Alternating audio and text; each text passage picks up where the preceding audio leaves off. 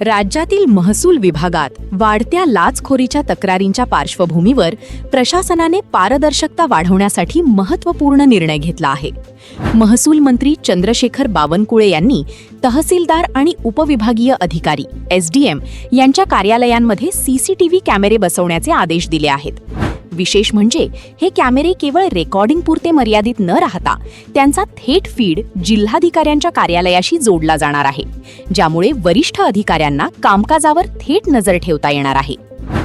राज्यातील अनेक भागांत जमीन नोंदणी, 7/12 उतारा, फेरफार आणि वारस नोंद यांसारख्या कामांसाठी नागरिकांना लाच द्यावी लागत असल्याच्या तक्रारी सातत्याने समोर येत होत्या. कामात जाणून बुजून विलंब करणे किंवा अडथळे निर्माण करून पैसे मागण्याच्या प्रकारामुळे सामान्य नागरिक त्रस्त झाले होते. या पार्श्वभूमीवर तंत्रज्ञानाचा वापर करून नियंत्रण अधिक मजबूत करण्याचा हा प्रयत्न असल्याचे प्रशासनाने स्पष्ट केले आहे. या निर्णयामुळे सरकारी कार्यालयांमधील कामकाजात शिस्त आणि पारदर्शकता वाढण्याची अपेक्षा व्यक्त केली जात आहे. नागरिकांमध्ये निर्माण झालेला अविश्वास कमी होऊन त्यांना अधिक सुलभ आणि वेळेत सेवा मिळण्यास मदत होऊ शकते. मात्र या योजनेचे यश हे तिच्या प्रभावी अंमलबजावणीवर अवलंबून असणार आहे. CCTV यंत्रणा सतत कार्यरत ठेवणे, डेटा सुरक्षितता आणि गोपनीयता राखणे या बाबींची विशेष काळजी घेणे आवश्यक ठरणार आहे.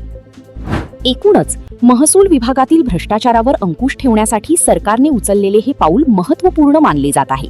योग्य अंमलबजावणी झाल्यास प्रशासनावरील नागरिकांचा विश्वास पुन्हा दृढ होण्यास मदत होऊ शकते.